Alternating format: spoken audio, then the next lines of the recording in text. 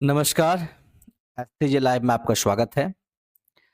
Board exam 2025 को ध्यान में रखते हुए क्लास 10th का हिस्ट्री चैप्टर 1 का हम लोग ऑब्जेक्टिव क्वेश्चंस लेकर आए हुए हैं। 40 क्वेश्चन है इसमें, सारे इंपॉर्टेंट 40 क्वेश्चंस हैं। आपको पता है कि हर सब्जेक्ट में 30 क्वेश्चंस ऑब्जेक्टिव आएंगे, तो ऑब्जेक्टिव का प्रैक्टिस करना आपके लिए बहुत ज़रूरी है। तो हमारे साथ आप कॉपी कलम लेकर बैठ जाएं, पहले 1 से 40 तक लिख लें। हम आपको आंसर बताएं उसके पहले आप एक आंसर टिक करें और वहां लिखें और एनालिसिस करें कि आप कितना सही कर पा रहे हैं और आपका रिवीजन कितना अच्छा हुआ है। ठीक है, तो देर ना करते हुए शुरू करते हैं आज का क्लास है जिसमें पहला क्वेश्चन से आपके बीच है कि नेपोलियन बोनापार्ट कौन था। नेपोलियन बोनापार्ट कौन था? जर्मनी का सम्राट था, फ्रांस का सम्राट था, या रूस का सम्राट था, या इंग्लैंड का सम्राट था? तो इसका आंसर आपको पता है, फ्रांस का सम्राट था। कौन था? तो फ्रांस का सम्राट था। सवाल नंबर 2, फ्रांस की क्रांति का अग्रदूत किसे कहा जाता है? फ्रांस की क्रांति का अग्रदूत किसे कहा जाता है? नेपोलियन को, रूसो को, या जुत्सेपे मैत्सिनी को, या दिदरो को, या वाटलेयर को? जुत्से मैत्सिनी यहाँ ऑप्शन में दिया ही नहीं है, तो इसमें ऑप्शन होगा रूसो को। क्या आंसर होगा? तो रूसो को। आगे क्वेश्चन है, जुत्सेपे मैत्सिनी का जन्म कब और कहां हुआ था? जुत्सेपे मैत्सिनी का जन्म जो है 1807 में जेनेवा में हुआ था। 1807 में कहां हुआ था? तो जेनेवा में हुआ था। सामाजिक उपबंध नामक पुस्तक के लेखक कौन थे? सामाजिक उपबंध नामक पुस्तक के लेखक कौन थे? रूसो थे, मांटे एस्क्यू थे, दिदरो थे, या वाटलेयर थे? तो सामाजिक उपबंध नामक पुस्तक किसने लिखा था, ये आपको पूछ रहा है, तो इसका आंसर होगा रूसो। ठीक है, आप नाम याद रखें। सामाजिक उपबंध, सामाजिक उपबंध किताब किसने लिखा था? तो ये किताब रूसो ने लिखा था। ठीक है, सवाल नंबर 5 बहुत इंपॉर्टेंट है, आप जानते ही हैं। अगर क्वेश्चन बैंक आप पढ़े हैं तो ये क्वेश्चन कई बार आपके एग्जाम में पूछा गया है।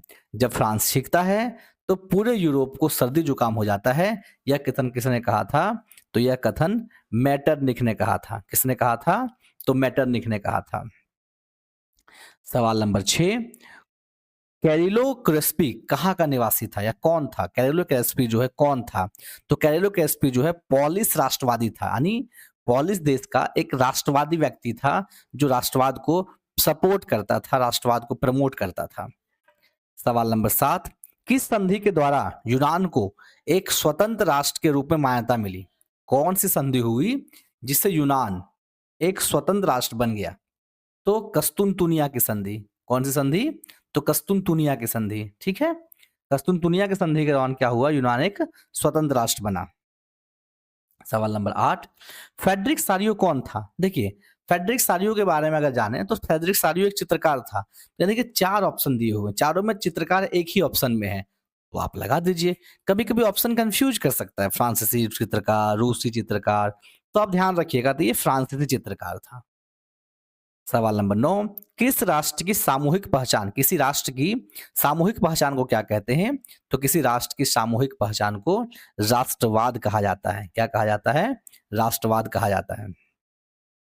सवाल नंबर 10, प्रसाद का ऑस्ट्रिया के साथ किस संधि द्वारा युद्ध विराम हुआ? देखिए, प्रसा का ऑस्ट्रिया के साथ, प्रसा के ऑस्ट्रिया के साथ किस संधि के द्वारा युद्ध विराम हुआ? यानी रसा और ऑस्ट्रिया एक दूसरे से लड़ रही थी, तो कौन सी संधि हुई जिससे युद्ध विराम की घोषणा की गई? तो वियना संधि। कौन संधि?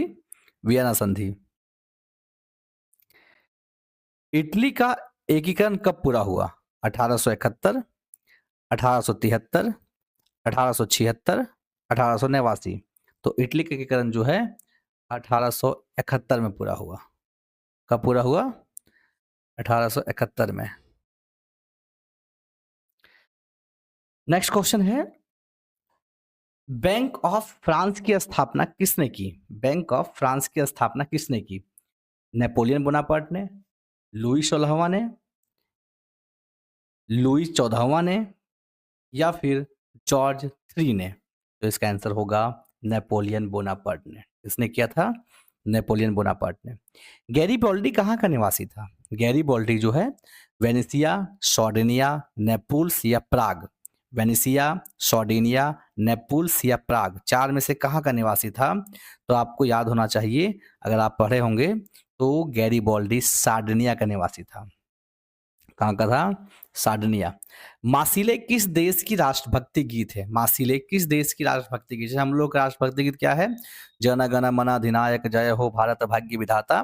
उसी तरह मार्सिले जो है वो फ्रांस का राष्ट्रभक्ति गीत है। कहाँ का है? फ्रांस का। क्वेश्चन नंबर 15, जर्मन राष्ट्र के लिए निम्नांकित में से कौन सी महिला रूपक बनी? जर्मन राष्ट्र के लिए कौन सी महिला जर्मनी के रूपक महिला के रूप में प्रस्तुत हुई? तो जर्मेनिया। आपको दो ही ना महिला का नाम इस चैप्टर में आपको याद होगा, पता होगा, जर्मेनिया और मारियान। तो यहाँ जर्मनी का बात कर रहा है, इसलिए जर्मेनिया होगा। ठीक है। सवाल नंबर 16, लौह एवं रक्त एवं लौह नीति का अवलंबन किसने किया, यानी हटाया इस तरीके से? तो विस्मार्क ने। किसे? विस्मार्क ने हटाया इसे, अवलंबन किया। सवाल नंबर 17, जर्मनी के एकीकरण की प्रमुख भूमिका निभाने वाली बिस्मार्क कहाँ का चांसलर था? जर्मनी के एकीकरण में जो है प्रमुख भूमिका किसने निभाया था? बिस्मार्क ने निभाया था। तो वो कहाँ का चांसलर था, कहाँ का राजा था, कहाँ का किंग था? तो प्रशा। कहाँ का था? तो प्रशा का। सवाल नंबर 18, फेडरिक सारियो का विषय क्या था? यानी फेडरिक सारियो किस प्रकार के विषय को लेकर आगे बढ़ा था? तो लोकतंत्र को। किस तरह के? लोकतंत्र को लेकर आगे बढ़ा था। सवाल नंबर 19, राष्ट्रवाद की अवधारणा का जन्म किस घटना से माना जाता है? राष्ट्रवाद की अवधारणा का जन्म जो है वो किस घटना से माना जाता है कि राष्ट्रवाद कहाँ से पनपा? तो फ्रांस की क्रांति से। पहली बार फ्रांस की क्रांति ने दुनिया को दिखाया कि राष्ट्रवाद नाम का भी कोई चीज हो सकता है पूरी दुनिया में। पहले तुम हो, उसके बाद किसी देश का नागरिक है। पहले तुम हो, उसके बाद किसी देश का नागरिक, या कुछ और। यह कथन किसने कहा था? तो यह कथन मैथ्यू ने कहा था, वॉल्टेयर ने कहा था, रूसो ने कहा था, या दिदरो ने कहा था? तो यह कथन रूसो ने कहा था। क्या कहा था? पहले तुम मनुष्य हो, फिर उसके बाद तुम किसी देश का नागरिक हो। यानी तुम पहले मनुष्य हो, सबसे पहले तुम क्या हो? मनुष्य हो, उसके बाद ही तुम किसी देश का नागरिक हो। यह कथन किसने कहा था? तो रूसो ने कहा था। सवाल नंबर 21, वह राज्य जहां किसी राजनीतिक सत्ता उसकी सांस्कृतिक सत्ता से मिलकर बनती है उसे क्या कहते हैं? वह राज्य जहां किसी राजनीतिक सत्ता, मतलब वहां की राजनीतिक सत्ता जो है वहां की सांस्कृतिक सत्ता से मिलकर बनती है, उसे राष्ट्र राज्य बोलते हैं। क्या कहते हैं? राष्ट्र राज्य बोलते हैं। ठीक है। किसी अमूर्त भावना के विचार को किसी मूर्त आकृति की या व्यक्ति के रूप में दर्शाने को क्या कहा है? देखिए ये बहुत अच्छा सवाल है, आपको कंफ्यूज करने के लिए पूछा गया है, लेकिन ये सवाल का जवाब आप जानते हैं, आप इसे किसी ना किसी रूप में थियोरी में लिखे होंगे। तो किसी अमूर्त भावना के विचार को किसी मूर्त आकृति के रूप में व्यक्ति या किसी वस्तु के रूप में दर्शाने को क्या कहते हैं? कल्पनादर्श कहते हैं, संगठन कहते हैं, रूपक कहते हैं, या निर्माण कहते हैं? तो इसका आंसर होगा रूपक। क्या होगा? रूपक। आगे सवाल नंबर 23, ऐसी सरकार या शासन व्यवस्था जिसकी सत्ता पर किसी प्रकार का अंकुश नहीं होता है उसे क्या कहते हैं? निरंकुशवाद। क्या कहते हैं? निरंकुशवाद। ये क्वेश्चन भी बहुत इंपॉर्टेंट है, कई बार पूछा जाता है। निम्नलिखित में से किसे एकीकृत इटली का प्रथम शासक घोषित किया गया? एकीकृत इटली, जब इटली पूरा एक साथ मिला हुआ था तो उसमें किसे वहां का पहला शासक घोषित किया गया? केसर विलियम फोर। क्या नाम है उसका? तो केसर विलियम फोर। चलिए आगे देखते हैं। नेक्स्ट क्वेश्चन 26वां नंबर क्वेश्चन है, स्वतंत्रता, समानता एवं बंधुत्व का नारा किस क्रांति की देन है? इस तरह का नारा, स्वतंत्रता का, समानता का और बंधुत्व का नारा, ये कौन सी क्रांति के द्वारा ये नारा प्रचलित हुआ था? तो रूसी क्रांति या फ्रांसीसी क्रांति, अमेरिकी क्रांति या भारतीय क्रांति? तो ये होगा ये फ्रांसीसी क्रांति। ठीक है। क्वेश्चन नंबर 27 देखते हैं। मनुष्य स्वतंत्र पैदा हुआ किंतु सर्वत्र बंधनों में जकड़ा हुआ है। देखिए ये बहुत अच्छा स्टेटमेंट भी है, किसने दिया था यह स्टेटमेंट या कथन, या इस स्टेटमेंट को किस दार्शनिक ने दिया था? देखिए मनुष्य स्वतंत्र पैदा हुआ है, सच में स्वतंत्र पैदा हुआ, किसी बंधन से मुक्त, सारे बंधन से मुक्त, लेकिन जब वो पारिवारिक जीवन में आता है, जब वो सांसारिक जीवन में आता है, तो वह सारे तरह के बंधनों में जकड़ जाता है। इस कथन को किस व्यक्ति ने कहा? दिदरो ने, वाल्टेयर ने, रूसो ने और मॉन्टेस्क्यू ने। तो इसको रूसो ने कहा। किसने कहा? तो रूसो ने कहा। क्वेश्चन नंबर 28 देखेंगे। किसके कल्पनादर्श यूटोपिया में एक आदर्श समाज की कल्पना की गई? ये देखिए सवाल, आप जानते हैं इसको। कह रहा है कि किसके कल्पनादर्श के यूटोपिया में, मतलब किसके, कौन व्यक्ति ने आदर्श समाज की कल्पना की थी? तो मैथनी ने की थी, नेपोलियन ने की थी, कार्ल कैप्सर ने की थी या फेडरिक सारियो ने की थी? तो फेडरिक सारियो ने की थी। किसने की थी? फेडरिक सारियो ने। सवाल नंबर 29। फ्रांस का प्रथम विद्रोह कब हुआ था? फ्रांस में जो विद्रोह हुआ था उसमें पहला विद्रोह कब हुआ था? जुलाई 1830 ईस्वी को, जुलाई 1815 ईस्वी को, जून 1821 ईस्वी को और जुलाई 1832 ईस्वी को। जो फ्रांस का पहला विद्रोह है वो जुलाई 1830 ईस्वी को हुआ था। जुलाई 1830। ठीक है। सवाल नंबर 30। निम्न में से किसका विश्वास था कि ईश्वर की मर्जी के अनुसार राष्ट्र की मनुष्य की प्राकृतिक इकाई है? निम्न में से किसका विश्वास था, यानी कौन सा व्यक्ति था जो विश्वास करता था कि ईश्वर मर्जी के अनुसार राष्ट्र ही मनुष्य की प्राकृतिक, यानी मतलब राष्ट्र में जो मनुष्य है वो प्राकृतिक इकाई है ईश्वर की मर्जी के अनुसार, यानी ईश्वर ही है जो इस राष्ट्र को बदल सकता है, इस राष्ट्र के लिए बेहतर कर सकता है और प्राकृतिक रूप से, सूक्ष्म रूप से इस राष्ट्र के लिए बेहतर से बेहतर कर सकता है। नेपोलियन का विश्वास था, निकोलस का विश्वास था, जूसेपे मैत्सिनी का विश्वास था या मेटरनिख का विश्वास था? तो जूसेपे मैत्सिनी का विश्वास था। किसका था? तो जूसेपे मैत्सिनी का। आगे बढ़ते हैं सवाल नंबर 31 की तरफ। 31 कह रहा है कि 1848 में यूरोपीय देशों में किसका 1848 में यूरोपीय देशों में किसान मजदूर किन कारणों पर विरोध कर रहे थे? यानी किसान मजदूर जो है, क्या कारण था जिसके कारण विरोध कर रहे थे? कब? 1848 में। कहाँ के लोग? यूरोप के लोग। गरीबी पर, बेरोजगारी पर, भूखमरी पर या इनमें से सभी पर? देखिए हमने बार बार कहा है कि इनमें से सभी अगर ऑप्शन रहे तो 10 में से 9 में से आपको इनमें से सभी की तरफ टिक लगा के जा सकते हैं। तो इनमें से सभी ये है। ठीक है। सवाल नंबर 32। 19वीं सदी के मध्य में इटली कितने राज्यों में बटा हुआ था? 19वीं सदी के मध्य में इटली कितने राज्यों में बटा हुआ था? 5, 7, 9 और 11। इटली देश जो है वो 7 राज्यों में, कितना? 7 राज्यों में बटा हुआ था। आगे, मतदान का अधिकार को क्या कहा जाता है? ये देखिए हमने हमारे राज्य में 20 नवंबर को हमारे क्षेत्र में मतदान था, तो आप इसे जानते ही होंगे। और ये बहुत बेतुका और आसान सवाल है, फिर भी बहुत लोग नहीं भी जानते होंगे। तो इसे आप देखिए, मतदान के अधिकार को मताधिकार कहा जाता है। क्या कहा जाता है? मताधिकार कहा जाता है। लिब्रे क्या है? ये सवाल बार बार आता है और ये बहुत इंपॉर्टेंट है। तो फ्रांस की मुद्रा है, फ्रांसीसी मुद्रा दिया हुआ यहाँ। सवाल नंबर 36। सवाल नंबर ये कितना था? 34, तो 35 आएगा ना। सवाल नंबर 35। निम्न में से कौन सी घटना पूरे यूरोप में शिक्षित अभिजात वर्ग में राष्ट्रीय भावनाओं का संचार किया? निम्न में से कौन सी घटना ने पूरे यूरोप के शिक्षित अभिजात वर्ग में राष्ट्रीय भावनाओं का संचार किया?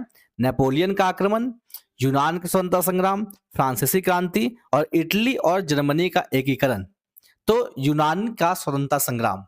यूनान का जो स्वतंत्रता संग्राम था वो मुख्य घटना था जिससे राष्ट्रीय भावना सबसे पहले पनपी और लोग जो है राष्ट्रीयता के नाम पर जो है अपने आप को बेहतर से बेहतर करने का प्रयास करना शुरू किया। सवाल नंबर 36। प्रथम विश्व युद्ध में रक्षा व्यय पर भारी इजाफा होने के कारण खर्चे की भरपाई के लिए निम्न में से क्या किया गया? पहला विश्व युद्ध जब हुआ तो रक्षा के व्यय को, यानी विश्व युद्ध जब होता है तो खर्च बढ़ जाती है, तो खर्च बढ़ गया किस पे? बंदूक खरीदने में, बारूद खरीदने में, तोप खरीदने में और सारी चीजों में। तो इसकी भरपाई के लिए वहां के सरकार ने क्या किया? युद्ध के नाम पे कर्जे लिए गए, करों में वृद्धि की गई, शुल्क सीमा बढ़ा दिया गया, इनमें से सभी किया गया। तो युद्ध के नाम पे बेहिसाब कर्जे लिए गए। सवाल नंबर 37। 40 क्वेश्चन है इसमें, आपको पता है, पहले बताए थे हमने। राष्ट्रवाद में एक निश्चित भौगोलिक क्षेत्र में रहने वाली जनता इनमें से किसके द्वारा जुड़ी हुई होती है? यानी राष्ट्रवाद में एक निश्चित क्षेत्र में रहने वाले लोग एक दूसरे से किस प्रकार सामंजस्य होती है? समान संस्कृति से, समान इतिहास से, भाषा और लोक परंपरा से, या इनमें से सभी? तो क्या कारण होता है जो एक दूसरे के साथ जुड़ा होता है? तो ये सारी चीजें होती है। समान संस्कृति भी होता है उन लोग का, समान इतिहास भी हो सकता है, भाषा और लोक परंपराएं भी समान होती है, और ये सारे कारण जो है एक दूसरे के जुड़ने की भावना के साथ होती है। सवाल नंबर 38, जर्मनी के एकीकरण में प्रमुख भूमिका निभाने वाले बिस्मार्क कहाँ के चांसलर थे? ये क्वेश्चन लगता है एक बार और पूछा गया है, कोई बात नहीं। तो जर्मनी के एकीकरण में जो महान मुख्य मुख्य भूमिका निभाया था वो बिस्मार्क, वो कहाँ का चांसलर था? तो प्रसा का। कहाँ का चांसलर था? प्रसा का। प्रसा की संधि भी हुई थी। ड्यूक मेटरनिख ने किसे हमारी सभ्यता का सबसे खतरनाक शत्रु माना है? ड्यूक मेटरनिख ने, किसने? मेटरनिख ने, सिर्फ मेटरनिख आप याद रखें। हमारी सभ्यता का सबसे खतरनाक शत्रु किसे बताया है?